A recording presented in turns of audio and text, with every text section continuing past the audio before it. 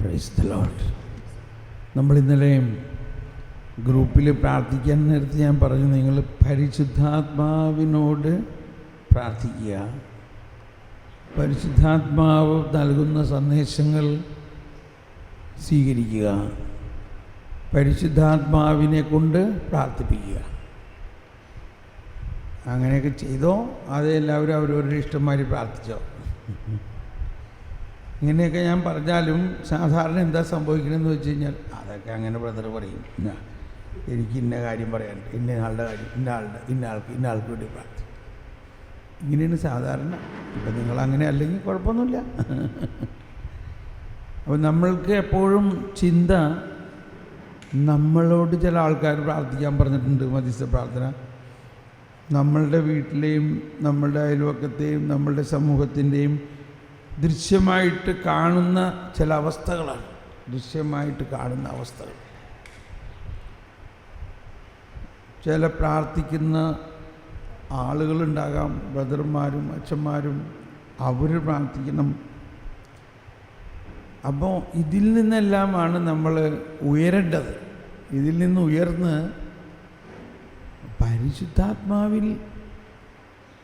പരിശുദ്ധാത്മാവ് എന്താണ് ആഗ്രഹിക്കുന്നത്? ഒന്ന്, പരിശുദ്ധാത്മാവ് പ്രാർത്ഥിക്കുന്നത് എങ്ങനെയാണ്, ഇത് പഠിക്കണം.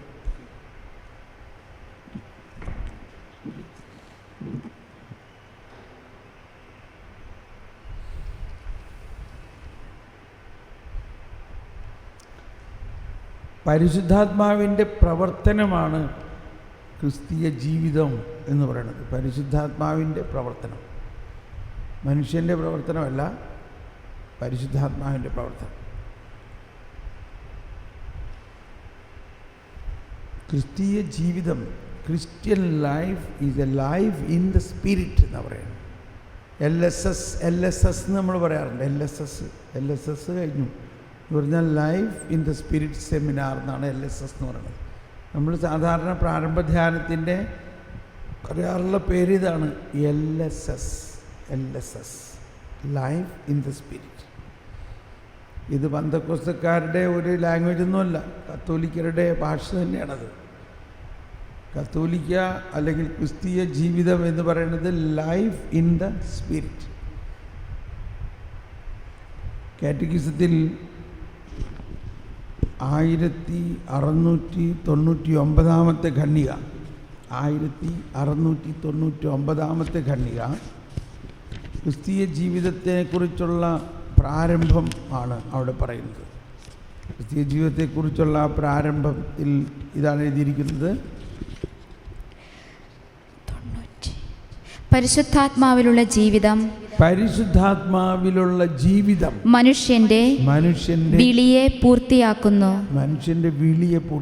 എല്ലാ മനുഷ്യരുടെയും വിളി ഇതാണ്, പരിശുദ്ധാത്മാവിലുള്ള ജീവിതം.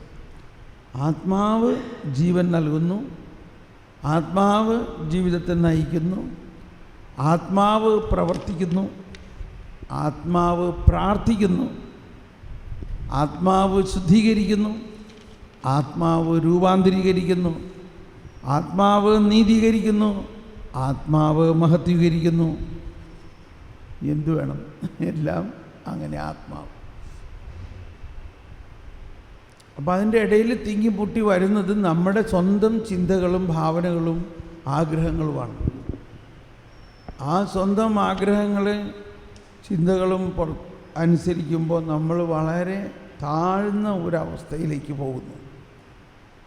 മറിച്ച് നമ്മുടെ ആഗ്രഹവും, ഇതാ ഒരു വചനം വരുന്നു, എഫെസോസുകാർക്ക് ലേഖനം 3-ാം അധ്യായത്തിൽ 20-ാമത്തെ വചനം. എഫെസോസുകാർക്ക് ലേഖനം 3-ാം അധ്യായത്തിൽ നമ്മിൽ പ്രവർത്തിക്കുന്ന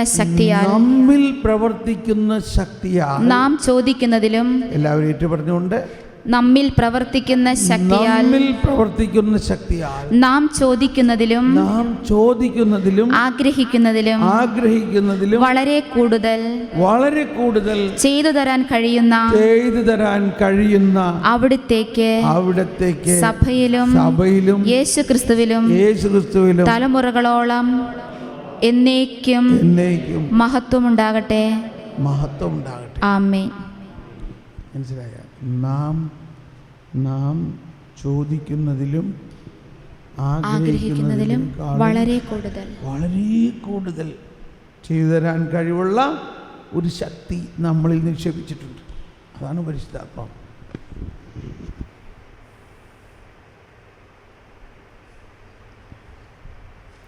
അപ്പോൾ മധ്യസ്ഥ പ്രാർത്ഥന എന്ന് പറയുമ്പോൾ നമ്മൾ കത്തോലിക്ക കരിസ്മാറ്റിക് അല്ലെങ്കിൽ പരിശുദ്ധാത്മാവിൻ്റെ പ്രവർത്തനത്തിലൂടെയുള്ള മധ്യസ്ഥ പ്രാർത്ഥനയാണ് ഏറ്റവും ഉയർന്ന മധ്യസ്ഥ പ്രാർത്ഥന.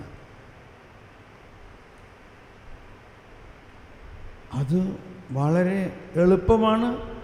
എന്നാൽ കുറച്ച് നമ്മുടെ സ്വന്തം ഞാൻ കുറയണം, അവൻ വളരണം. നമ്മൾ പഠിച്ചിട്ടുള്ളതും പണ്ടേ മുതലേ ചെയ്തുകൊണ്ടിരിക്കുന്നതുമായ ചില ആചാരാനുഷ്ഠാനങ്ങൾ കുടുങ്ങിക്കിടക്കുന്ന പ്രാർത്ഥനകളെ വിട്ട് ദൈവത്തിൻ്റെ വചനവും ദൈവത്തിൻ്റെ പരിശുദ്ധാത്മാവും പറയുന്നത് കേൾക്കാൻ തയ്യാറാകണം. അപ്പോൾ അതിൽ പ്രാർത്ഥനയെക്കുറിച്ച് പഠിക്കണം നമ്മൾ. ഈശോ തന്നെ, നമ്മളിന്നലെയോ ഈശോ പ്രാർത്ഥിക്കാൻ പഠിപ്പിച്ചു എന്ന് നമ്മൾ കേട്ടപ്പോൾ അന്ന് വരെ നിലവിലുള്ള സകല പ്രാർത്ഥനകളെയും വ്യത്യസ്തമായിട്ടാണ് ഈശോ പ്രാർത്ഥിക്കാൻ പഠിപ്പിച്ചത്. ഞാനിവിടെ പറഞ്ഞോന്ന് ഓർക്കണില്ല. പറഞ്ഞിട്ടുണ്ടെങ്കിൽ രണ്ടാമത് പറയാമെന്ന് വിചാരിച്ചോളൂ, കുഴപ്പമില്ല. ഈശോ പഠിപ്പിച്ച പ്രാർത്ഥന നമ്മൾ സാധാരണ സ്വർഗസ്ഥനായ പിതാവേ എന്നുള്ള പ്രാർത്ഥന ഈശോ പഠിപ്പിച്ച പ്രാർത്ഥനയാണല്ലേ. എന്നാൽ ആ പ്രാർത്ഥന ഈശോ പഠിപ്പിക്കുന്നതിന് മുൻപ് ഈശോ പഠിപ്പിച്ചു എവിടെ പ്രാർത്ഥിക്കണം, ആരോട് പ്രാർത്ഥിക്കണം, എങ്ങനെ പ്രാർത്ഥിക്കണം, എന്ത് പ്രാർത്ഥിക്കണം, എപ്പോൾ പ്രാർത്ഥിക്കണം. 5 കാര്യങ്ങൾ.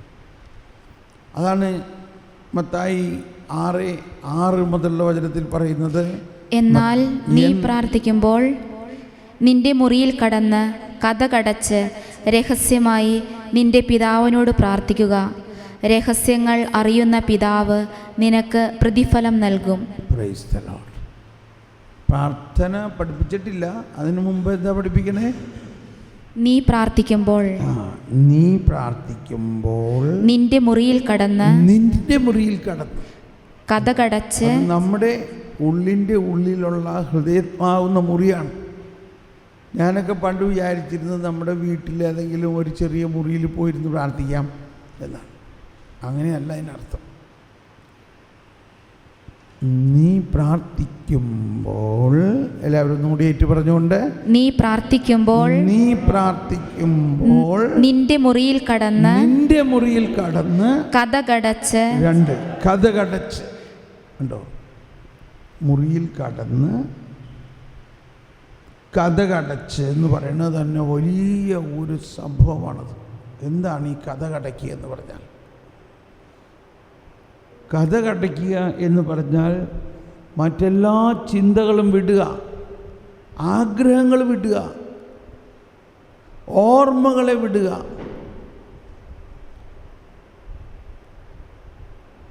ഞാനും ഈശോയും മാത്രം, അല്ലെങ്കിൽ ഞാനും പിതാവും മാത്രം, അങ്ങനെയുള്ള ഒരു അവസ്ഥാവിശേഷം ആണ് നമ്മളിലുള്ളത്. അതുണ്ടാകാനിരിക്കുന്ന കാര്യമില്ല, അത് ഓൾറെഡി ഉണ്ട് നമുക്കിപ്പോൾ. അതിൻ്റെ അനുഭവത്തിലേക്ക് പോരാൻ കതകടയ്ക്കും. നമ്മൾ വിചാരിക്കും പല വിചാരങ്ങൾ പല വിചാരങ്ങളെല്ലാം ദൈവത്തിൻ്റെ തന്നെ പ്രവർത്തനമാണ്. ആ പല വിചാരങ്ങൾ ദൈവം തന്നെ തന്നുകൊണ്ട് ദൈവം നിന്നെ പരീക്ഷിക്കുകയാണ്. ദൈവം നമ്മളെ പരീക്ഷിക്കുകയാണ്. നീ അവയേക്കാൾ കൂടുതൽ എന്നെ സ്നേഹിക്കുന്നുണ്ടോ? അപ്പോൾ നമ്മൾ കഥ കടയ്ക്കണം. നമ്മൾ ആ പല വിചാരം തിരസ്കരിച്ചുകൊണ്ട് ഇതൊന്നും എനിക്ക് വേണ്ട കർത്താവേ, എനിക്കിപ്പോൾ നീ മാത്രം മതി.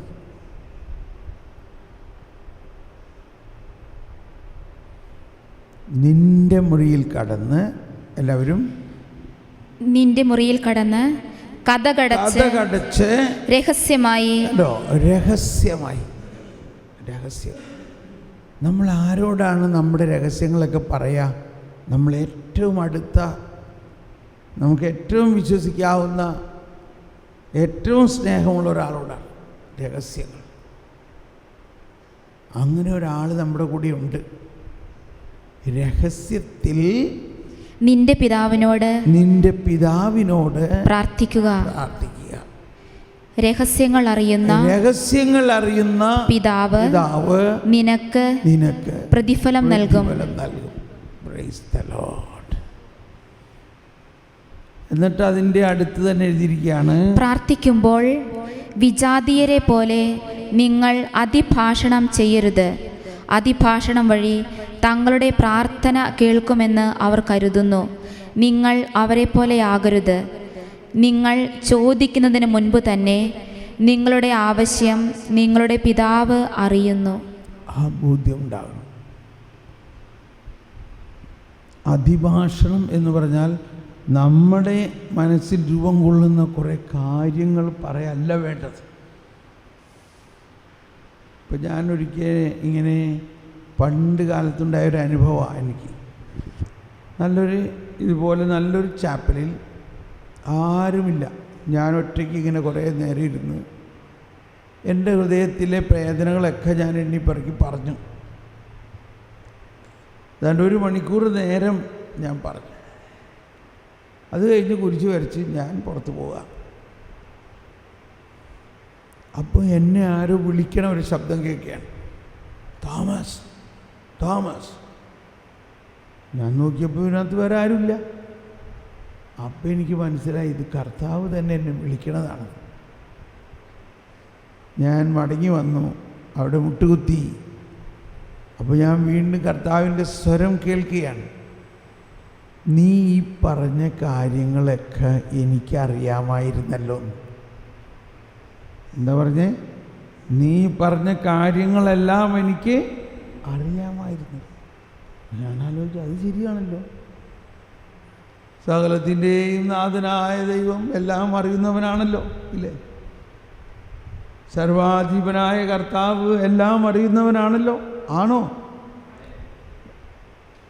ഓഹോ, അത് ശരിയാണ്. അത് കഴിഞ്ഞിട്ട് പറയാണ്, നിൻ്റെ ഈ പ്രശ്നങ്ങളുടെ എല്ലാം പരിഹാരവും എനിക്കറിയാം. ആഹാ, എന്നാ അതിങ്ങോട്ട് വേഗം പറഞ്ഞേ. അപ്പോൾ പറയാണ്, അതായിരുന്നു നീ ആകെ പ്രാർത്ഥിക്കേണ്ടിയിരുന്നത്. എന്താ പ്രാർത്ഥിക്കേണ്ടിയിരുന്നത്? ഒരു സെൻറ്റൻസിൽ പറയാം, കർത്താവേ എൻ്റെ അവസ്ഥ നിനക്കറിയാലോ. രണ്ടാമത്തെ സെൻറ്റൻസ് എന്താ? അതിൻ്റെ പരിഹാരവും നിനക്കറിയാലോ. അതിങ്ങോട്ട് പറയും, ഇതാ ഞാൻ ശ്രമിക്കുന്നു. അപ്പോൾ പ്രാർത്ഥനയുടെ മറ്റൊരു വലിയ കാര്യം ശ്രവണമാണ്. നമ്മുടെ ശ്രവണമാണ്. നമ്മളുടെ ഉള്ളിലുള്ളത് അങ്ങോട്ട് കുറേ പറയുക എന്നത് വിഡ്ഢിത്തരമാണ്. ദൈവത്തിന് അറിയാവുന്ന കാര്യമല്ലേ അത്. മാത്രമല്ല, നമ്മുടെ പ്രശ്നങ്ങളുടെ പരിഹാരവും ദൈവത്തിനറിയാം. ദൈവം അത് നമുക്ക് പറഞ്ഞു തരാനിങ്ങനെ ആകാംക്ഷയോടെ ഇരിക്കുകയാണ്. പാവം എന്തോരം കഷ്ടപ്പെടുന്നു. അവൻ്റെ ഈ പ്രശ്നങ്ങളും ദുരിതങ്ങളും കൊണ്ട് അവനെ സഹായിക്കണം. അപ്പോൾ അവിടെ ശ്രവണമാണ്. Praise the Lord. അപ്പോൾ എന്നോട് പറഞ്ഞു, നിൻ്റെ ഈ പ്രശ്നത്തിന് ഇന്ന മാതിരി ചെയ്താൽ മതി എന്ന് പറഞ്ഞു. എൻ്റെ ദൈവമേ, ഇത്ര എളുപ്പമാണോ അത്?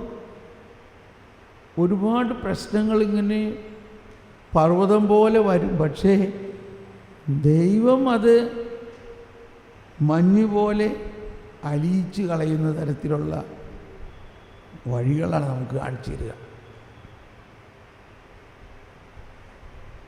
പക്ഷെ എന്ത് ചെയ്യണം?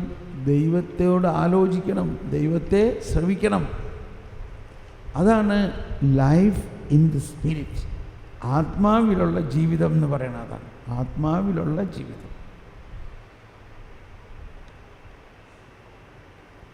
അത് പ്രത്യേകിച്ചപ്പോൾ കരിസ്മാറ്റിക്കുകാർക്കുള്ള ഗുണം എന്താണെന്ന് വെച്ചാൽ, നമ്മൾ already baptism in the holy spirit, അതായത് പരിശുദ്ധാത്മാവിലുള്ള സ്നാനം കഴിഞ്ഞ് പരിശുദ്ധാത്മാവ് നമ്മളിൽ ശക്തമായി പ്രവർത്തിക്കുന്ന അനുഭവമുള്ളവരാണ്.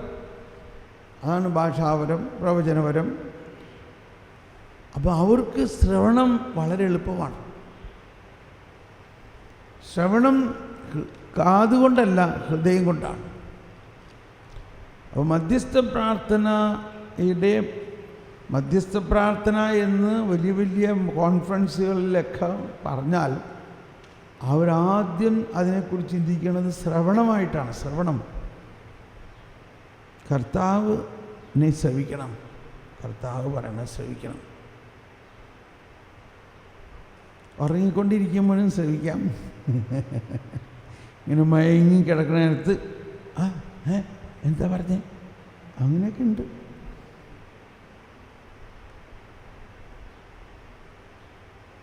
നമ്മുടെ ചേച്ചിമാരൊക്കെ അങ്ങനെ കുറച്ച് മയങ്ങണ ആൾക്കാരാണ്.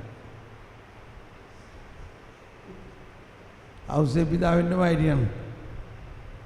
ഔസേ പിതാവ് എല്ലാം കേൾക്കണത് ഉറങ്ങിക്കഴിയുമ്പോഴാണ്. ഉറക്കത്തിൻ്റെ ഇടയിലാണ് മാലാഖ വന്നിട്ട് പറയുന്നത്. ഞാൻ കുറ്റം പറയാല്ലട്ടാ, ശരിക്കും അങ്ങനെ തന്നെയാണ്. ചില സമയത്ത് നമ്മളെ അങ്ങ് മയക്കും, നമ്മളെ അങ്ങ് ഉറക്കും. അപ്പോൾ പരിശുദ്ധാത്മാവ് പ്രവർത്തിക്കുന്നുണ്ടോ? ഉറക്കത്തിൻ്റെ സമയത്തും പ്രവർത്തിക്കുന്നുണ്ട്. അതിൻ്റെ മയങ്ങി കിടക്കുന്ന സമയത്ത് നമ്മുടെ മനസ്സ് പ്രവർത്തിക്കുന്നില്ല. ആത്മാവ് ഉറങ്ങിയിട്ടില്ല, മനസ്സാണ് ഉറങ്ങുന്നത്.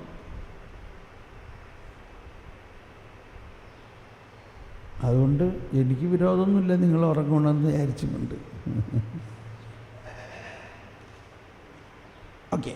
അപ്പോൾ ഈ ശ്രവണത്തിന് ഒരു ചില അടിസ്ഥാന തത്വങ്ങൾ മനസ്സിലാക്കാനുണ്ട്. ശ്രവണം, ഇപ്പം മാതാവിനോട് എലിസബത്ത് പറഞ്ഞത് എന്താ?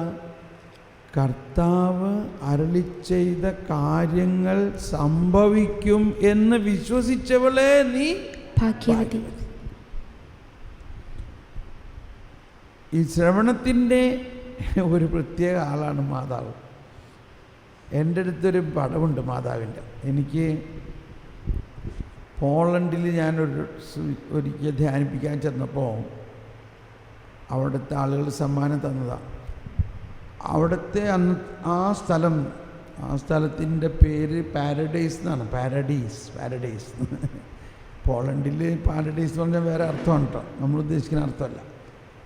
അപ്പോൾ അവിടെ മാതാവിൻ്റെ ഒരു വലിയ പള്ളിയുണ്ട്. ആ പള്ളിയിൽ മാതാവിൻ്റെ പ്രത്യേക ഒരു ഡിവോഷൻ, മാതാവിൻ്റെ ഒരു പ്രത്യേക ഭക്തി ഉള്ളതെന്ന് വെച്ചാൽ ശ്രവിക്കുന്ന അമ്മ എന്നുള്ളതാണ്.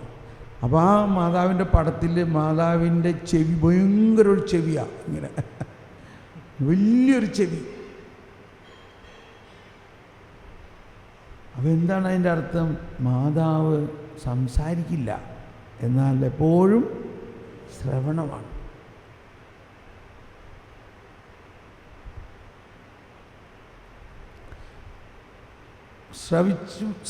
ശ്രവിക്കുന്ന ആളുടെ ഒരു ഗുണം എന്താണെന്ന് വെച്ചാൽ അയാളിങ്ങനെ, ആ വ്യക്തി ഇങ്ങനെ കാതോർത്തിരിക്കുകയാണ് കർത്താവ് പറയണത് എന്താ. എന്നിട്ട് അതങ്ങ് വിശ്വസിക്കുന്നു. ഇത് പറഞ്ഞാൽ നടന്നു തന്നെ. കർത്താവ് പറഞ്ഞാൽ പറഞ്ഞേ അത് സംഭവിക്കുന്നുള്ളതിന് യാതൊരു സംശയമില്ല എന്ന് വിശ്വസിച്ചാൽ മതി. അതായിരുന്നു മാതാവിൻ്റെ വിശ്വാസത്തിൻ്റെ ഒരു പ്രത്യേകത. കർത്താവ് അരുളിച്ചെയ്ത കാര്യങ്ങൾ സംഭവിക്കും എന്ന് വിശ്വസിച്ചവളെ നീ. അപ്പം അങ്ങനെ ഒരു വിശ്വാസമാണ് നമ്മുടെ യഥാർത്ഥ വിശ്വാസം. നമ്മുടെ വിശ്വാസം എന്ന് പറയുന്നത് ഉണ്ടോ, കർത്താവിന് മാലാഖ വിശുദ്ധ മറിയത്തോട് വചിച്ചു. മറിയം പരിശുദ്ധാത്മാവിലൂടെ ഗർഭിണിയായി. എങ്ങനെ ഗർഭിണിയായി? മറിയം അത് വിശ്വസിച്ചു.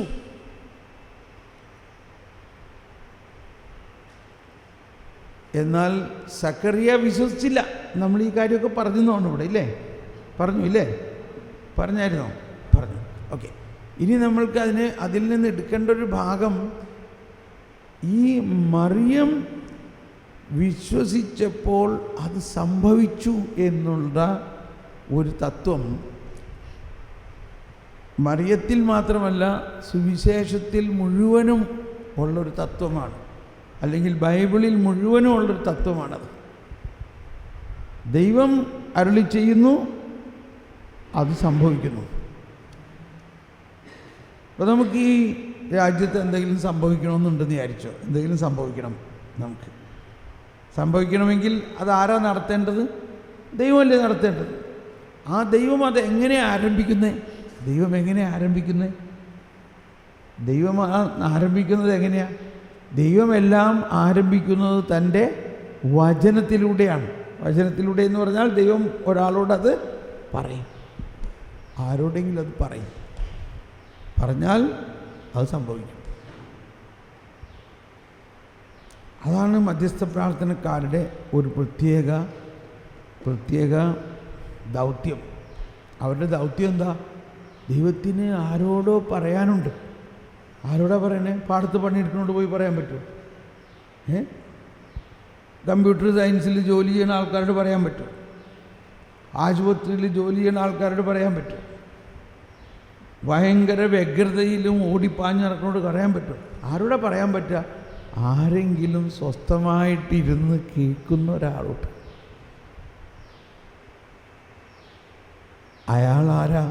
അയാളാണ് മധ്യസ്ഥ പ്രാർത്ഥനക്കാരൻ. അയാളിങ്ങനെ ഇരിക്കുകയാണ് കർത്താവിന് കാതോർത്തുകൊണ്ട്. അപ്പോൾ അവരെ സംബന്ധിച്ച് സ്വർഗത്തിൽ ഭയങ്കര സന്തോഷത്തെ, അവിടെ കുറച്ച് പേര് വേറെ ഒരു ജോലിയും ചെയ്യാണ്ട് സ്വർഗത്തിൽ കാതോർത്ത് ഇരിക്കുന്നുണ്ട്. അവരോട് പറയോ വേറെ വല്ലവരോടും പറയും. അപ്പോൾ മധ്യസ്ഥ പ്രാർത്ഥനയുടെ ഒരു പ്രധാന ഭാഗം എന്താ? ശ്രവണമാണ്. ശ്രവണം. പെട്ടെന്ന് വന്നിരുന്നിട്ട് എനിക്ക് 5 മിനിറ്റ് ഉള്ളൂട്ടാ, വേഗം പറയുമെന്ന് പറഞ്ഞാൽ കാര്യം നടക്കില്ല. ശ്രവണത്തിന് ആവശ്യമായിട്ടുള്ളത് ആദ്യം ഒരു ലയനം വേണം. കർത്താവിനെ ആരാധിച്ച്, സ്നേഹിച്ച്, പ്രേമിച്ച്. മനസ്സിലായ വാക്ക്? കർത്താവിനെ പ്രേമിക്കുക എന്ന് പറഞ്ഞാൽ തെറ്റിദ്ധരിക്കണ്ടോ? ശരിയായിട്ട് തന്നെയല്ലേ ധരിക്കണേ? കർത്താവ് ഒരു കാമുകനെ പോലെയാണ്. മതിയായി. ഒരു റൊമാൻറ്റിക് വ്യക്തിയാണ്. കർത്താവിനൊരു റൊമാൻറ്റിക് ഫീലിംഗാണ്. അതാണ് ബൈബിളിലെ ഏറ്റവും റൊമാൻറ്റിക് ആയിട്ടുള്ളൊരു പുസ്തകമാണ്. ഏത് പുസ്തകമാണ്? ഉത്തമഗീതം എന്ന് പറയുന്നത്. ഉത്തമഗീതം. ഓ എൻ്റെ പ്രാണനാഥ, അവൻ്റെ അധരത്തിൽ നിന്നുള്ള ചുംബനങ്ങൾക്ക് വേണ്ടി ഞാൻ കാത്തിരുന്നു എന്നെല്ലാം പറയുന്നതിൻ്റെ അർത്ഥം അവൻ്റെ അധരത്തിൽ നിന്ന് വരുന്ന വചനത്തിന് വേണ്ടി കാത്തിരുന്നു എന്നാണ് അർത്ഥം. പക്ഷെ അപ്പോൾ അങ്ങനെ കാത്തിരുന്ന് കിട്ടുന്ന ആ വചനം വരുമ്പോൾ ചുംബനം പോലെ നമ്മളെ പുളക അണിയിക്കുന്ന ഒരു അവസ്ഥയാണ്. അപ്പോൾ ഈ വിശുദ്ധരെല്ലാം ഇതുപോലൊരു റൊമാൻറ്റിക് എക്സ്പീരിയൻസാണ് ദൈവത്തിൻ്റെ. Romantic experience. ദൈവം നമ്മുടെ മണവാളൻ, നമ്മളുടെ ആത്മാവ് മണവാട്ടി. മനുഷ്യൻ പെണ്ണായാലും ആണായാലും അവരുടെ ആത്മാവ് മണവാട്ടിയും ദൈവാത്മാവ് മണവാളനുമാണ്. അപ്പോൾ നമ്മുടെ ആത്മാവാകുന്ന മണവാട്ടി മണവാളന് വേണ്ടി കാത്തിരിക്കണം. അണിഞ്ഞൊരുങ്ങണം. അതാണ് നമ്മളിലുള്ള വിശുദ്ധി. നമ്മൾ മറ്റുള്ളതെല്ലാം വിട്ട് മണവാളന് വേണ്ടി കാത്തിരിക്കുന്നു. അങ്ങനെ ഒരു കാത്തിരിക്കുകയും അങ്ങനെ നമ്മൾ പൂർണ്ണമായിട്ട് മണവാളന് നമ്മളെ തന്നെ അങ്ങ് വിട്ടുകൊടുക്കുകയും ചെയ്യുമ്പോൾ മണവാളന് ഭയങ്കര സന്തോഷമായി. ഓ എൻ്റെ പ്രാണനേ, അങ്ങനെ വന്നിട്ട് അങ്ങ് ഒളിച്ചിരിക്കും. നമ്മൾ കുഞ്ഞുനാളിൽ ഒളിച്ച് കളിക്കാറില്ലേ? നമ്മുടെ പിള്ളേർ ഒളിച്ച് കളിക്കുന്ന കണ്ടിട്ടില്ലേ? ഹൈഡ് ആൻഡ് സീക്ക് എന്ന് പറഞ്ഞു. ഇങ്ങനെയാണ് ആത്മാവും ദൈവാത്മാവും തമ്മിൽ. ദൈവാത്മാവ് മണവാളനെ ഒളിച്ചിരിക്കുമ്പോൾ നമുക്കങ്ങ് പാര് വെച്ചു, ഓ എൻ്റെ പ്രാണനെ കാണാനില്ലല്ലോ, ഞാൻ അവിടെ ഓടി, ഞാൻ ഇവിടെ ഓടി. അപ്പോൾ ഈശോന് ഭയങ്കര സന്തോഷമായി, ഓ എന്നെ തേടുന്നു. എങ്ങനെ തേടുന്നു? അതാണ് സങ്കീർത്തനത്തിൽ പറയുന്നത്, ദാഹിക്കുന്ന മാൻപേടയെ പോലെ എന്നെ തേടുന്നു. അതൊന്ന് പാടാമോ? നീർച്ചാൽ തേടുന്ന മാൻപേടയെ പോലെ ദൈവമേ എൻ്റെ ഹൃദയം അങ്ങയെ തേടുന്നു, എൻ്റെ ഹൃദയം ദൈവത്തിനായി ദാഹിക്കുന്നു, ജീവിക്കുന്ന ദൈവത്തിനു വേണ്ടി തന്നെ. അതിൻ്റെ ട്യൂണിൽ വലിയ റൊമാൻറ്റിസം ഒന്നും വരണില്ല അല്ലേ? ഇനി നമുക്ക് പഠിക്കണം ട്യൂൺ ചെയ്യാനും. റൊമാൻറ്റിക് ആവുന്നില്ലെന്നുള്ളൂ, കുഴപ്പമൊന്നുമില്ല. അതിൻ്റെ അവസാനം കണ്ടെത്തുമ്പോൾ എന്താണ് പറയണത്? അങ്ങയുടെ വെള്ളച്ചാട്ടങ്ങളുടെ ഇരമ്പൽ കൊണ്ട് ആഴത്തെ വിളിക്കുന്നു, അങ്ങയുടെ തിരമാലകളും ഓളങ്ങളും എൻ്റെ മീതെ കടന്നു പോകുന്നു. അങ്ങ് കണ്ടെത്തി കഴിയുമ്പോൾ ഒരു വെള്ളച്ചാട്ടം പോലെയുള്ള ഒരു ഒഴുക്കാണ്. നമ്മൾ ഈ ദൈവാനുഭവം എന്ന് പറയുന്നത് ആനാവെള്ളം തെളിക്കുന്ന മാതിരി അല്ല, ഇങ്ങനെ തുള്ളി തുള്ളിയായിട്ടുള്ള ഒരു തെളിക്കലിലൂടെ അല്ല, ഒരു വെള്ളച്ചാട്ടം പോലെയുള്ള ഒരു ഒഴുക്കാണ്. അത് ആദ്യം ദൈവത്തിൽ നിന്നാണ്, മണവാളനിൽ നിന്നാണ് ആരംഭിക്കുന്നത്, മണവാട്ടി അത് സ്വീകരിക്കുന്നത്. അപ്പോൾ ആ വെള്ളച്ചാട്ടം നമ്മുടെ ആത്മാവിൻ്റെ ആഴങ്ങളിലേക്ക് ചെല്ലുമ്പോൾ മണവാട്ടിക്ക് മണവാളനോട് ആഴമായ ഒരു ദാഹം. അതാണ് ആഴം. അങ്ങയുടെ വെള്ളച്ചാട്ടങ്ങളുടെ ഇരമ്പൽ കൊണ്ട് ആഴം ആഴത്തെ വിളിക്കുന്നു. സങ്കീർത്തനം 42 അങ്ങയുടെ തിരമാലകളും ഓളങ്ങളും എൻ്റെ മീതെ കടന്നു പോകുന്നു. ഇതെല്ലാം ഒരു റൊമാൻറ്റിക് മീനിങ്ങിൽ എടുക്കുക. അങ്ങയുടെ തിരമാലകൾ, അങ്ങയുടെ ആ പ്രേമത്തിൻ്റെ തിരമാലകൾ എൻ്റെ മീതെ കടന്നു പോകുന്നു, ഞാൻ അതിലിങ്ങനെ മുങ്ങിക്കുളിക്കുന്നു. ഇതെല്ലാം ജോൺ ഓഫ് ദ ക്രോസും കൊച്ചു അമ്മ ത്രേസ്യയും അങ്ങനെയുള്ള വലിയ വിശുദ്ധരുടെ സ്റ്റൈലാണ്. സ്റ്റൈൽ എന്ന് പറഞ്ഞാൽ എളുപ്പം മനസ്സിലായില്ല, അവരുടെ സ്റ്റൈലാണ്. അവർ ഈശോയെ ഇതുപോലെയാണ് സ്നേഹിക്കണം. അപ്പോൾ നമ്മളന്ന് നിലവിനെ അന്നോട്ടൊക്കെ ഇല്ലേ, ഒരു കർക്കശക്കാരനാണെന്ന് എനിക്കറിയായിരുന്നു എന്ന് പറയുമ്പോൾ അവിടെ വല്ല റൊമാൻറ്റിസം ഉണ്ടോ? ദൈവം ആരാണ് എനിക്കറിയായിരുന്നു. അങ്ങൊരു കർക്കശക്കാരനും വെക്കാത്തിടത്തെടുക്കുന്നവരും വിതയ്ക്കാത്തിടത്ത് കൊയ്യുന്നു. അത് കാരണം നീ തന്ന നാണയം ഞാൻ അങ്ങനെ തന്നെ കുഴിച്ചിട്ട് ഇന്ന അതെടുത്തോ.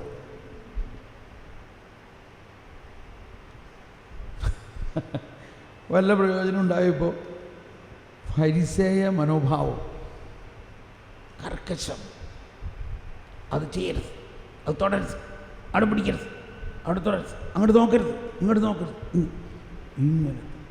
അതല്ല ദൈവമായിട്ടുള്ള സ്നേഹം. അങ്ങനെയല്ല, അങ്ങനെ അല്ല. അവിടെ നമുക്ക് ദൈവസ്വരമൊന്നും കേൾക്കാനേ പറ്റില്ല. അപ്പോൾ എന്തുകൊണ്ടാണ് നമ്മൾ അധികം പേര് ദൈവസ്വരം കേൾക്കാത്തത്? നമ്മളിലൊരു വലിയ ഫരിസേയൻ ഇങ്ങനെ നിൽക്കുകയാണ്, ആചാര അനുഷ്ഠാനങ്ങളിൽ കുടുങ്ങിക്കിടക്കുന്ന. ഇതാരെയും കുറ്റം പറയല്ല, സഭ മുഴുവനും ആ അവസ്ഥയിലാണ്.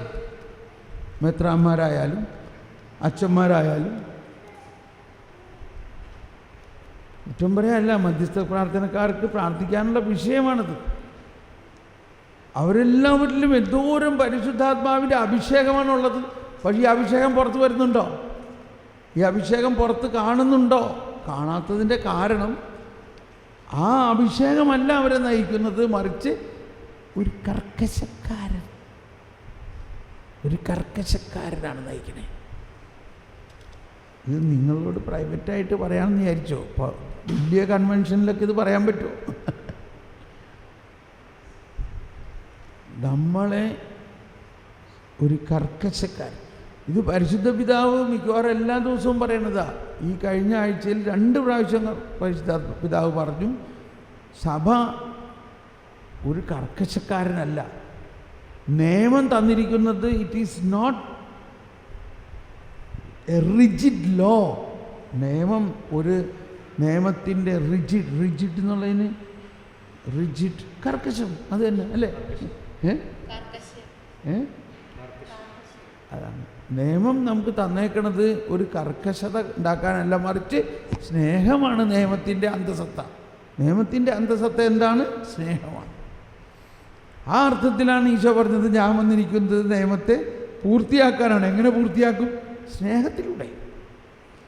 ആ സ്നേഹം തമ്മിൽ വരുന്നത് പരിശുദ്ധാത്മാവിലൂടെ. ഓക്കെ, ചിലതൊക്കെ പറഞ്ഞത് തന്നെ ഞാൻ പറയാണ് എങ്കിലും. അപ്പോൾ ഒരു കർക്കശത വിട്ട്, കർക്കശതയാണെങ്കിൽ നമ്മൾ കേൾക്കില്ല, സ്വരം കേൾക്കില്ല. കാരണം ദൈവത്തിൻ്റെ ആ നമ്മൾ ഈ റേഡിയോ, പണ്ടത്തെ റേഡിയോ ഉണ്ടല്ലേ, ചെറിയ റേഡിയോ ഒക്കെ വെച്ച്, അപ്പോൾ ആ റേഡിയോ തുറന്നു കഴിഞ്ഞാൽ ഒരൊച്ച കേൾക്കുന്നു. ഉടനെ നമ്മളതിനെ ട്യൂൺ ചെയ്യുമ്പോഴേക്കും റേഡിയോ സിലോൺ, ആകാശവാണി ട്രിവാൻഡ്രം. അപ്പോൾ എന്ന് വീണ്ടും ഒച്ചയായിരുന്നു, ആകാശവാണി ട്രിവാൻഡ്രം. അപ്പോൾ നമ്മൾ എന്ത് ചെയ്യണം? അതിനെ ഫൈൻ ട്യൂണിങ് എന്ന് പറയും. ഫൈൻ ട്യൂണിങ് ഇല്ലേ? അതിനെ കുറച്ച് ആക്യുറേറ്റായിട്ട് ട്യൂൺ ചെയ്യുമ്പോൾ ഉടനെ നിങ്ങൾ കേൾക്കുന്നത് ആകാശവാണി തിരുവനന്തപുരത്ത് നിന്നാകുന്നു. അടുത്ത ഗാനം ക്ലിയറായി. ഇനി അവിടെ ഇരിക്കുക, ഇതിനെ ശ്രമിക്കുക. എന്ന മാതിരി നമ്മുടെ അകം ഒരു റേഡിയോ റിസീവർ പോലെയാണ്. ബ്രോഡ്കാസ്റ്റിംഗ് ആരാ ചെയ്യണത്? പിതാവ് ചെയ്തുകൊണ്ടിരിക്കുകയാണ്. ആകാശവാണി പിതാവ്, ആകാശവാണി ത്രിത്വിക ദൈവം. അവിടെ നിന്ന് വരുന്ന ആ ബ്രോഡ്കാസ്റ്റിംഗ് സിഗ്നൽസ് വന്നുകൊണ്ടിരിക്കുന്നുണ്ട്. പക്ഷേ നമ്മൾ റിസീവ് ചെയ്യണമെങ്കിൽ നമ്മുടെ റിസീവർ സെറ്റ് ട്യൂൺ ചെയ്യണം. അതേ ഫ്രീക്വൻസിയിൽ ട്യൂൺ ചെയ്യണം, അതിനെ ഫൈൻ ട്യൂൺ ചെയ്യണം. അപ്പോൾ ദൈവത്തിൻ്റെ ഫ്രീക്വൻസി ഈ കർക്കശക്കാരനല്ല. അത് ദൈവത്തിൻ്റെ ഫ്രീക്വൻസി അല്ല. ദൈവത്തിൻ്റെ ഫ്രീക്വൻസി ഒരു റൊമാൻറ്റിക് പ്രേമ സ്നേഹമാണ്. ആ ലെവലിലേക്ക് നമ്മളങ്ങ് വരുമ്പോൾ ഉടനെ നമുക്ക് കേൾക്കാം, മകനെ, ഞാൻ നിന്നെ സ്നേഹിക്കുന്നു. എനിക്ക് നിന്നോടുള്ള സ്നേഹം അചഞ്ചലമാണ്. ഞാൻ നിന്നെ ഒരിക്കലും കൈവെടികയില്ല. ഇങ്ങനെ ആദ്യം കേൾക്കുമ്പോൾ നമ്മൾക്ക് നല്ല ഉറപ്പായി, ഇതാരാണ് ഈ സംസാരിക്കണമെന്ന് ഉറപ്പായോ ഇല്ലയോ? ആരാ സംസാരിക്കുന്നത്? പിശാച് അങ്ങനെ സംസാരിക്കുമോ? പിശാചിന് സ്നേഹിക്കാൻ അറിയില്ല. പിശാച് സ്നേഹത്തിൻ്റെ നേരെ വിപരീതമാണ്. ദൈവം സ്നേഹമാണെങ്കിൽ അതിൻ്റെ ഓപ്പോസിറ്റാണ് പിശാച്. അതാണ്. അപ്പോൾ നമ്മുടെ ഹൃദയത്തിൽ ഇങ്ങനെ കേൾക്കുകയാണ്, എനിക്ക് നിന്നോടുള്ള സ്നേഹം അനന്തമാണ്. കുളിര് കോരുന്ന അനുഭവം. അതൊരു അനുഭവമാണത്. ഉടനെ ആദ്യം സാധാരണ ആൾക്കാർ ചോദിക്കും, അതെങ്ങനെയാണ് ദൈവമാണ് സംസാരിച്ചതെന്ന് മനസ്സിലാവണേ? ആർക്കെങ്കിലും അങ്ങനെ ചിന്തയുണ്ടാകാം. ഉദാഹരണത്തിന്, നമ്മുടെ അപ്പനോ അമ്മയോ നമുക്ക് ഫോൺ ചെയ്യാമെന്ന് വിചാരിച്ചോ, നമുക്ക് ഫോൺ ചെയ്യാൻ. നമ്മൾ കുഞ്ഞായിരുന്നപ്പോൾ നമ്മുടെ അപ്പനോ അമ്മയോ നമുക്ക് ഫോൺ ചെയ്യാൻ. ഫോൺ ചെയ്യുമ്പോൾ അപ്പം പറയുമോ, എടാ മോനെ ഞാൻ നിൻ്റെ അപ്പനാണ്ടാ സംസാരിക്കണമെന്ന് പറയുമോ? പറയേണ്ട ആവശ്യമുണ്ടോ? നമ്മൾ ആ ഫോൺ ചെയ്തപ്പോൾ ഹലോ ഹലോ എന്ന് മുഴുവൻ പറയണ്ട, മുഴുവൻ പറയണോ? ഹെൽന്ന് കേട്ടപ്പോഴേക്കും നമുക്ക് മനസ്സിലായി, ഓ പപ്പാ അപ്പച്ചാ.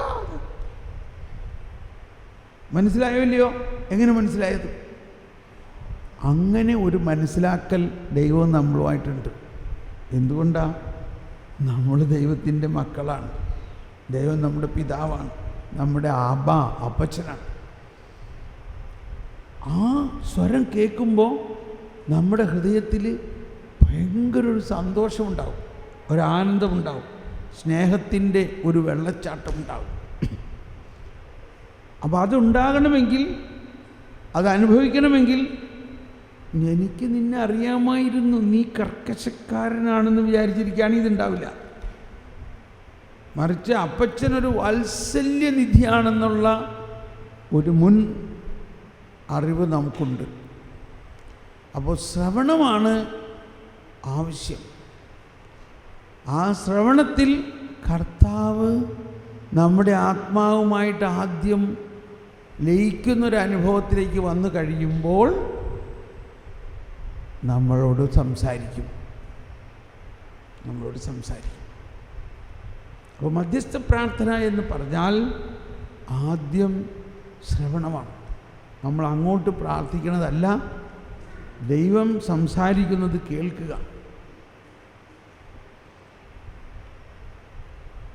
ഉദാഹരണത്തിന് നോഹ പാപ്പൻ ഇങ്ങനെ പ്രാർത്ഥിച്ചുകൊണ്ടിരിക്കുകയാണ്. പെട്ടെന്ന് നോഹയോട് പറയാണ്, നോഹ, യെസ് ലോർഡ്, നീ ഒരു പേടകം ഉണ്ടാക്കണം. പേടകം? ഞാനോ? എനിക്ക് യാതൊരു ഐഡിയ ഇല്ലല്ലോ അങ്ങനെ. അതൊക്കെ ഞാൻ പറഞ്ഞുതരാം. കണ്ടോ, പേടകം ഉണ്ടായത് എങ്ങനെയാ? ആദ്യം അത് നോഹയോട് പറഞ്ഞപ്പോഴേ തന്നെ അതുണ്ടാകാൻ തുടങ്ങി. അപ്പോൾ ദൈവം എന്തെങ്കിലും ഉണ്ടാക്കണമെങ്കിൽ എങ്ങനെയത് ആരംഭിക്കുന്നത്? അത് ഒരാളോട് പറയും.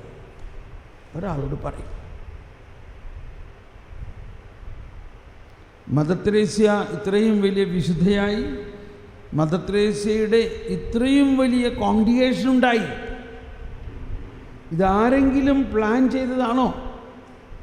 മദർ തെരേസ എന്ന ആ ഒരു ഓർഡിനറി കന്യാസ്ത്രീ ആയിരുന്നപ്പോൾ, സ്കൂളിൽ പഠിപ്പിച്ചുകൊണ്ടിരുന്ന ഒരു ടീച്ചറായിരുന്നപ്പോൾ, ഒരു ധ്യാനം കഴിഞ്ഞ് മടങ്ങി വരുമ്പോൾ ട്രെയിനിലെങ്കിലും ഇരുന്നു ദൈവത്തിനെ ശ്രവിക്കുകയായിരുന്നു. അങ്ങനെ ശ്രവിച്ചുകൊണ്ടിരുന്നപ്പോൾ ഒരു ശബ്ദം, ആരംഭത്തിൽ ഇങ്ങനെയാ ശബ്ദം ഉണ്ടായത്, എനിക്ക് ദാഹിക്കുന്നു. ഓ കർത്താവേ, അതെ, അത് ഞാൻ എന്താ ചെയ്യണ്ടേ? എനിക്ക് ദാഹിക്കുന്നു. ഈ കൽക്കട്ടയിലെ തെരുവുകളിലെ പാവങ്ങളെ നീ കാണുന്നില്ലേ? ഞാൻ കാണുന്നുണ്ട്. നീ ലൊറേറ്റോയിൽ നിന്ന് വിട്ട് അവരുടെ അടുത്തേക്ക് പോ. ഞാനും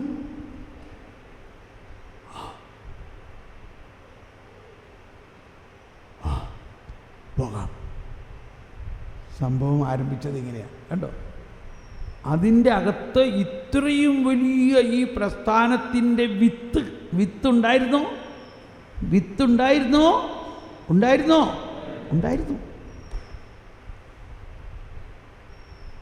അവിടെ ആരംഭിച്ചു. എന്നോട് പറയായിരുന്നു, ഞാനും ട്രെയിനിൽ യാത്ര ചെയ്തുകൊണ്ടിരിക്കുമ്പോഴാണ് പരിശുദ്ധാത്മാവിൻ്റെ വലിയൊരു അഭിഷേകം എനിക്കുണ്ടായിട്ട് എന്നോട് പറയാണ്, നീ ജോലിയെല്ലാം വിട്ട് എനിക്ക് വേണ്ടി പോകാമോ? ഞാൻ ഇന്നേ വരെ അന്ന് സുവിശേഷം വേലയെന്നോ ബൈബിൾ മറ്റുള്ളവരോട് പറയണതിനെക്കുറിച്ച് ചിന്തിച്ചിട്ട് പോലുമില്ല.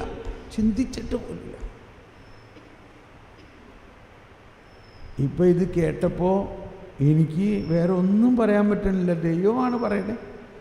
ഞാൻ പറഞ്ഞു, ഞാൻ പോകാം. Praise the Lord. ഞാൻ എന്ത് പറഞ്ഞു? ഞാൻ പോകാം. ആ പോക്ക് ഇന്നും പോയിക്കൊണ്ടിരിക്കുന്നു. 25 വർഷമായി. അപ്പം ഞാൻ ശ്രവിച്ചു, കർത്താവ് പറഞ്ഞു, ഞാൻ ശ്രവിച്ചു. അപ്പോൾ കർത്താവ് പറഞ്ഞ കാര്യം എന്നിൽ സംഭവിക്കുകയാണ്.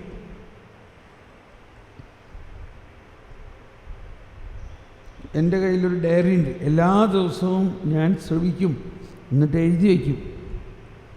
ഇന്ന് എന്നോട് പറഞ്ഞത് ഇതാണ്, നിൻ്റെ കാതുകൾ കുറച്ചും കൂടി വലുതാക്കണമെന്നാണ് പറഞ്ഞത്.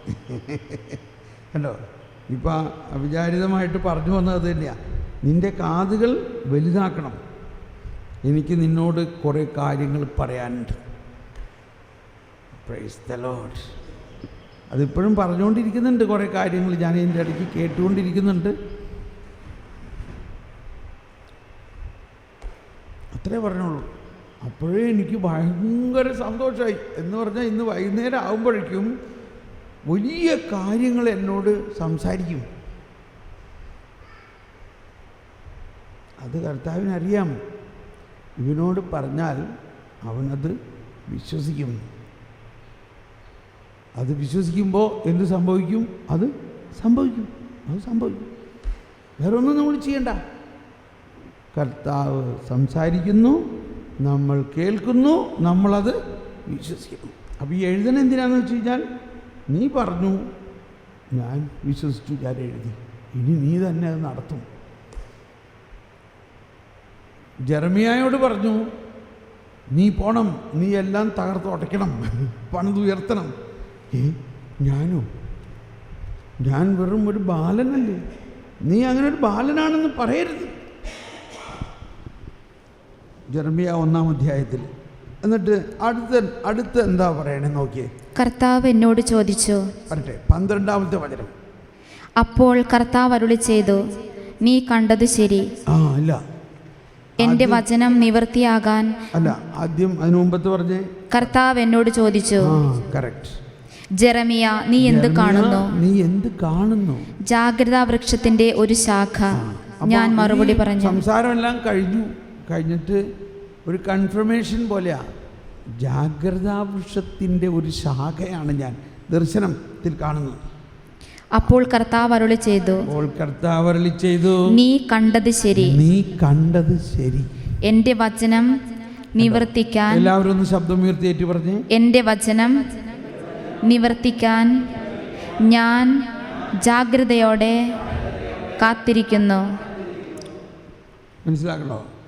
കർത്താവ് തൊട്ട് മുമ്പ് അവനോട് പറഞ്ഞ കാര്യങ്ങളെല്ലാമാണ് എൻ്റെ വചനം.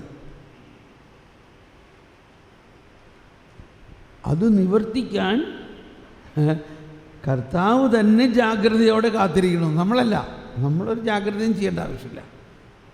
നമ്മൾ കേട്ടത് വിശ്വസിക്കുക. അപ്പോൾ കർത്താവ് തന്നെ, ഒന്നുകൂടി വായിച്ചത്. കർത്താവ് എന്നോട് ചോദിച്ചു, ജെറമിയ, നീ എന്തു കാണുന്നു? ജാഗ്രതാ വൃക്ഷത്തിന്റെ ഒരു ശാഖ. ഞാൻ മറുപടി പറഞ്ഞു. അപ്പോൾ കർത്താവ് അരുളി ചെയ്തു, നീ കണ്ടത് ശരി. എല്ലാവരും ഉച്ചത്തിൽ പറഞ്ഞേ. നീ കണ്ടത് ശരി. എന്റെ വചനം നിവർത്തിക്കാൻ ഞാൻ ജാഗ്രതയോടെ കാത്തിരിക്കുന്നു. ആര് ജാഗ്രതയോടെ കാത്തിരിക്കുന്നു? കർത്താവ് തന്നെ. അപ്പോൾ ഇവിടെ പഴയ നിയമത്തിൽ ഇതെല്ലാം പറയുന്നത് പുതിയ നിയമത്തിൽ വരാനിരിക്കുന്ന വചനം തന്നെയായ യേശുവിനെ കുറിച്ച് കൂടിയാണ്.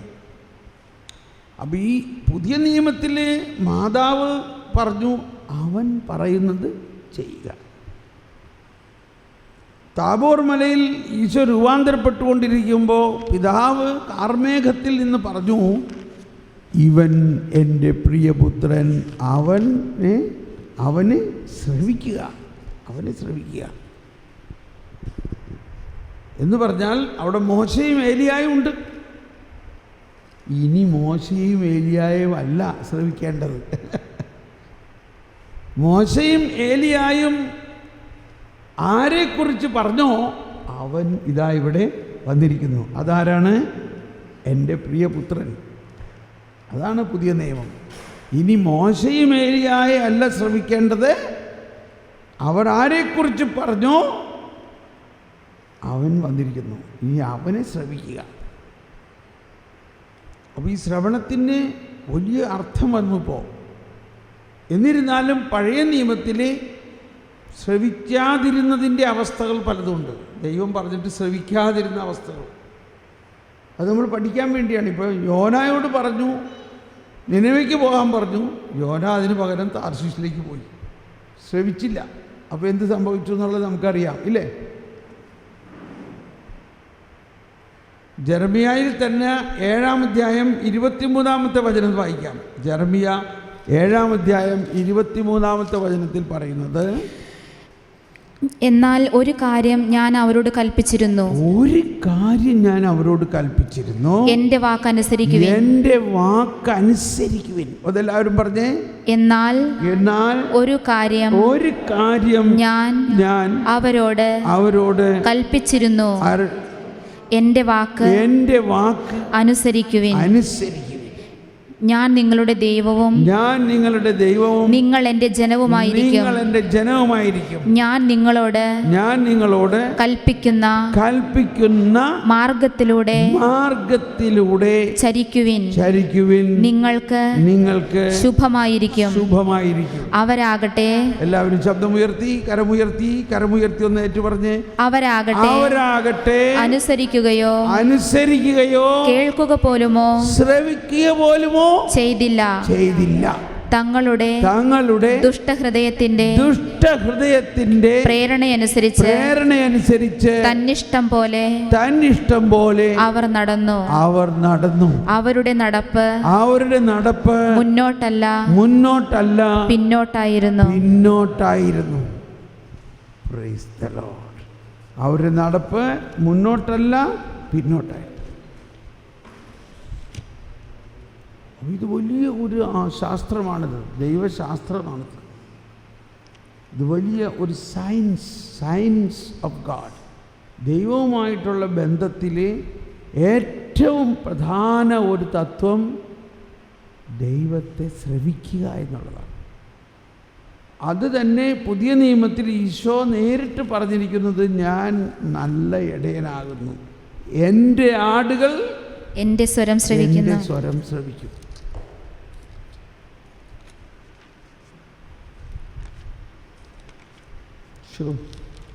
അവര് അനുസരിക്കുക പോയിട്ട് ശ്രവിക്കുക പോലും ചെയ്തില്ല. മനസ്സിലാക്കുക.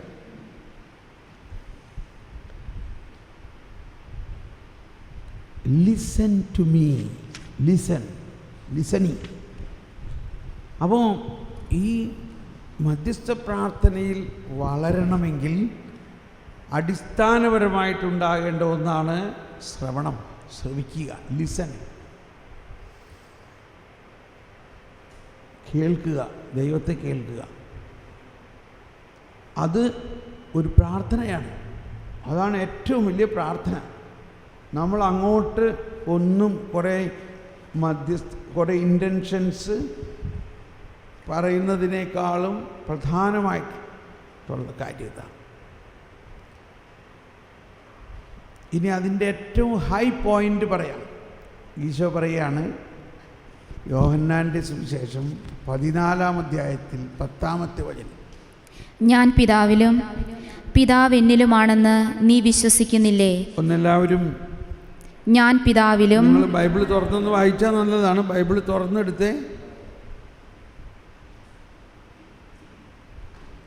നിങ്ങളുടെ ബൈബിളിലൊന്നും അത് വളരെ പ്രധാനപ്പെട്ട ഒരു സന്ദേശമാണ്. ബൈബിൾ തുറന്നെടുക്ക്. ബൈബിളില്ലേ? അടുത്തിരിക്കുന്ന ആളുടെ ബൈബിൾ നോക്കൂ. എന്താ എഴുതിയേക്കണത്? ഞാൻ പിതാവിലും പിതാവ് എന്നിലും ആണെന്ന് നീ വിശ്വസിക്കുന്നില്ലേ? ഞാൻ നിങ്ങളോട് പറയുന്ന വാക്കുകൾ സ്വമേധയാ പറയുന്നതല്ല, പ്രത്യുത എന്നിൽ വസിക്കുന്ന പിതാവ് തന്റെ പ്രവൃത്തികൾ ചെയ്യുകയാണ്. Praise the Lord.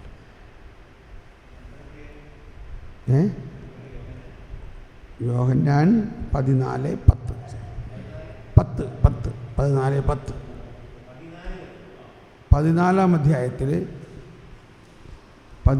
അധ്യായത്തിൽ 10-ാമത്തെ വചനം ഒന്നെല്ലാവരും ഒന്നുകൂടി വായിച്ചേ. ഞാൻ പിതാവിലും പിതാവ് എന്നിലും ആണെന്ന് നീ വിശ്വസിക്കുന്നില്ലേ? ഞാൻ നിങ്ങളോട് പറയുന്ന വാക്കുകൾ സ്വമേധയാ പറയുന്നതല്ല, പ്രത്യുത എന്നിൽ വസിക്കുന്ന പിതാവ് തന്റെ പ്രവൃത്തികൾ ചെയ്യുകയാണ്.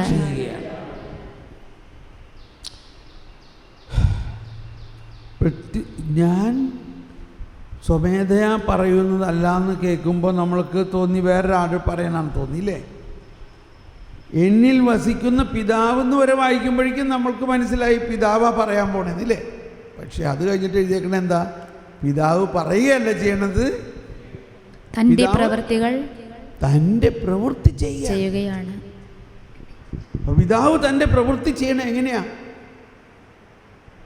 പുത്രനിലൂടെയാണ്. പുത്രനിലൂടെ എങ്ങനെയാ ചെയ്യണേ?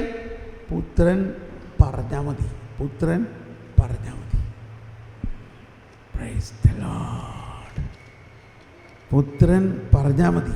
പുത്രൻ ഒരു വാക്ക് പറയുമ്പോൾ പുത്രൻ പറയാണ്, അത് ഞാനല്ല പറയുന്നേ. പിന്നെന്താ സംഭവിക്കുന്നത്? പിതാവ് എന്നിൽ വസിക്കുന്ന പിതാവ് തന്റെ പ്രവൃത്തികൾ ചെയ്യുകയാണ്. പിതാവ് പറയല്ല ചെയ്യണേ, പിതാവ് പ്രവർത്തിക്കുന്നതാണത്. പിതാവിൻ്റെ പ്രവൃത്തി ആരംഭിക്കുന്നത് ഇങ്ങനെയാണ്.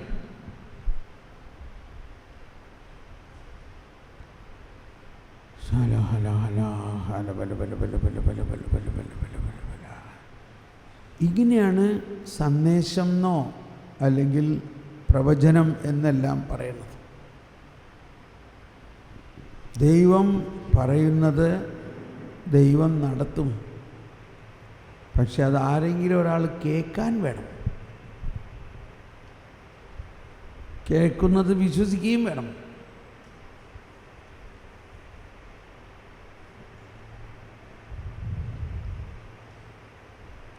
എന്നിട്ട് അതിനകത്ത് മധ്യസ്ഥ പ്രാർത്ഥന എന്താ? മധ്യസ്ഥ പ്രാർത്ഥന കഴിഞ്ഞു. അപ്പോൾ നമ്മൾ കാതോർത്തിരുന്നു. നമ്മളൊട്ടും പ്രതീക്ഷിക്കാത്ത എന്തോ കാര്യം കർത്താവ് പറഞ്ഞു. സാധാരണഗതിയിൽ ആരും വിശ്വസിക്കാത്ത കാര്യമാണ്, പക്ഷേ നമ്മളത് വിശ്വസിച്ചു. അപ്പോൾ അത് സംഭവിക്കാൻ തുടങ്ങി. ഇനി നമ്മൾ കർത്താവിന് നന്ദി പറഞ്ഞുകൊണ്ടിരിക്കുക. കർത്താവേ നന്ദി, കർത്താവേ നീ പറഞ്ഞ കാര്യം നീ നടത്തും. അതൊക്കെ പ്രാർത്ഥനയുടെ ഒരു വശമാണ്. അപ്പോൾ ഇതാണ് മധ്യസ്ഥ പ്രാർത്ഥനയിലെ വളരെ പ്രധാന ഒരു ഘടകം. ഇതാണ് ഈശോ പ്രാർത്ഥനയെന്ന് പറയുന്നത്. ഈശോ എപ്പോഴും എന്താ ചെയ്തുകൊണ്ടിരുന്നത്? ആബാ പിതാവിനെ ശ്രവിക്കുകയാണ്. അങ്ങനെ ശ്രവിക്കുമ്പോൾ പിതാവ് ഓരോന്നോരോന്ന് പറയുന്നു, അത് സംഭവിക്കുന്നു, നടക്കുന്നു. അപ്പോൾ അതിൻ്റെ ഇടയിൽ ഈ കമ്മ്യൂണിക്കേഷനെല്ലാം നടത്തുന്നത് ആരാ? പരിശുദ്ധാത്മാവാണ്. പരിശുദ്ധാത്മാവിൻ്റെ പ്രവർത്തനമാണ് ഈ കമ്മ്യൂണിക്കേഷൻ, ഈ ആശയവിനിമയം, ഈ സംസാരിക്കുന്നത്. അതുകൊണ്ടാണ് ഈശോ 16-ാം അധ്യായത്തിൽ 13-14 പറയുന്നത്, 12 മുതൽ പറയുന്നത്, ഇനിയും വളരെ കാര്യങ്ങൾ എനിക്ക് നിങ്ങളോട് പറയാനുണ്ട്, എന്നാൽ അവ ഉൾക്കൊള്ളാൻ ഇപ്പോൾ നിങ്ങൾക്ക് കഴിവില്ല. സത്യാത്മാവ് വരുമ്പോൾ നിങ്ങളെ സത്യത്തിന്റെ പൂർണ്ണതയിലേക്ക് നയിക്കും.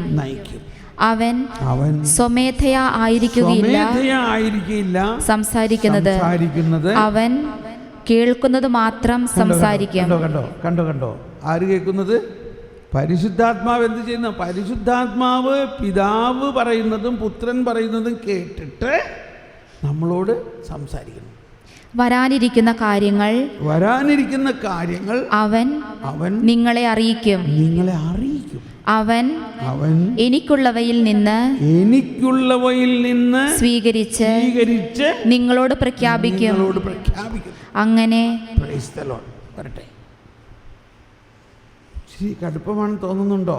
പക്ഷേ ഇത് ഏറ്റവും സാധാരണ ഒരു വിദ്യാഭ്യാസമില്ലാത്ത ആളുകളോടാണ് അധികവും ഇങ്ങനെയൊക്കെ കർത്താവ് ചെയ്യുന്നത്. അതാണ് കേരളത്തിൻ്റെ ഒരു ഗുണം. നമ്മുടെ കരിസ്മാറ്റിക്കിൽ അധികം പേരും വലിയ വിദ്യാഭ്യാസമൊന്നുമില്ലാത്ത സാധാരണ പട്ടിണി പാവങ്ങളാണ്. അവരെയാണ് കർത്താവിന് ഇഷ്ടം. ഭയങ്കര ഇഷ്ടമാണ്. അവരോട് പരിശുദ്ധാത്മാവ് എന്തെല്ലാം കാര്യങ്ങളാണ് വെളിപ്പെടുത്തി കൊടുക്കണേ.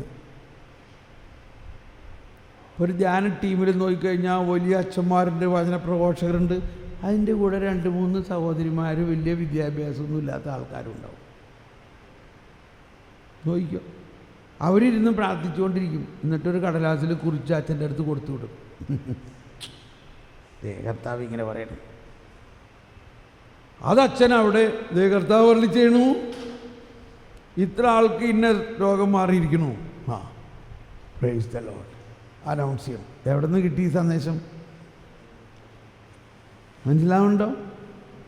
അപ്പം അതിനെ നമ്മൾ മനസ്സിലാക്കേണ്ടത് പരിശുദ്ധാത്മാവിൻ്റെ പ്രവർത്തന രീതിയാണ് മനസ്സിലാക്കേണ്ടത്. ശ്രവണമാണ്.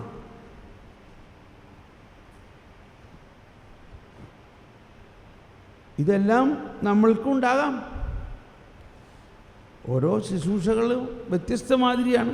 ശുശ്രൂഷകളിൽ വൈവിധ്യമുണ്ടെങ്കിലും ആത്മാവ് ഒന്ന് തന്നെയാണ്. പക്ഷേ ഒന്ന് നമുക്ക് കേൾക്കാം, ഈ ശ്രവിക്കുന്നവരധികവും ഒരുപാട് വിദ്യാഭ്യാസമൊന്നുമില്ലാത്ത സാധാരണ ആൾക്കാരാണ്. അതുകൊണ്ടായിരിക്കും കർത്താവ് ഈ മുക്കുവന്മാരെയൊക്കെ തൻ്റെ റിക്രൂട്ട് ചെയ്തത്. അന്ന് നിക്കോദേമോസിനെ പോലെ പണ്ഡിതന്മാരൊക്കെ ഉണ്ടായിരുന്നല്ലോ, അവരാരെങ്കിലും വിളിച്ചോ? അപ്പോൾ ഇതാണ് കരിസ്മാറ്റിക്കിൻ്റെ ഒരു ശക്തി. ദൈവജനത്തിൽ വളരെ വലിയ കഴിവുകളൊന്നുമില്ലാത്തവരാണെങ്കിലും ഇന്ന് രാവിലെ കിട്ടിയൊരു വചനം ഇതായിരുന്നു. നമ്മളിന്ന് രാവിലെ വായിച്ചു. അപ്പോൾ അതിന് കുറേ കൂടി അർത്ഥം മനസ്സിലാകുകയാണ്. ജ്ഞാനം 6:7 സകലത്തിൻ്റെയും നാഥൻ കഴിവുള്ളവരുടെയും കഴിവില്ലാത്തവരോടും ഒരുപോലെയാണ് എന്നുള്ളതായിരുന്നു വായിച്ചത്. എളിയവന് സകലത്തിന്റെയും കർത്താവ് ആരെയും ഭയപ്പെടുന്നില്ല, വലിയവനെ മാനിക്കുന്നില്ല, മാനിക്കുന്നില്ല. അവിടുന്നാണ് വലിയവനെയും ചെറിയവനെയും സൃഷ്ടിച്ചത്. മനസ്സിലാവുന്നുണ്ടോ? ഒരാളും കർത്താവിൻ്റെ സന്നിധിയിൽ വലിയവനും ചെറിയവനും ഇല്ല. കർത്താവിൻ്റെ സന്നിധി എല്ലാവരും ഒരുപോലെയാണ്. വലിയവനെ പ്രത്യേകം മാനിക്കുന്നില്ല കർത്താവ്. നമ്മൾ മാനിക്കാറുണ്ടില്ലേ? അത് നേരെ വലിയവനാണ്, നേരെ അവിടെ മുമ്പിൽ തന്നെ കസേര കൊടുക്കും. അതൊക്കെ ചെയ്തോ, നമ്മൾക്ക് ഓരോരുത്തരെ അനുസരിച്ച് മാനിക്കണം. പക്ഷെ കർത്താവാണ്, സകലത്തിൻ്റെയും നാഥനാണ്, സകലത്തിൻ്റെയും സൃഷ്ടാവാണ്. ആ സൃഷ്ടാവിനെ ചിലവരെ ഇങ്ങനെ പ്രത്യേകം മാനിക്കണതല്ല. അപ്പോൾ കണ്ടോ, അതിനകത്ത് ചെറിയവരാണെങ്കിൽ വലിയവരും ചെറിയവരെയും കർത്താവ് ഒരുപോലെ മാനിക്കുന്നത്.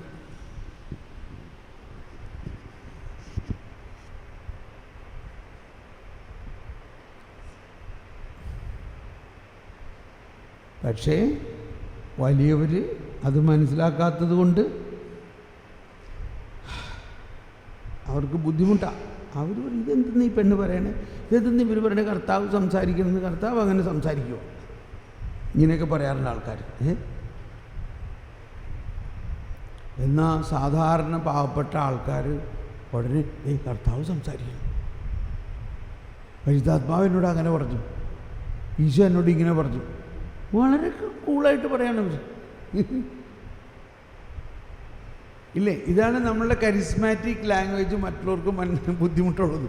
ഇയാൾ വാ തുറന്നാൽ കർത്താവ് പറഞ്ഞു, കർത്താവ് പറഞ്ഞു. കർത്താവ് അങ്ങനെ എല്ലാവരോട് പറയും. കർത്താവ് പറയും പറയും പറയും പറയും പറയും പറയും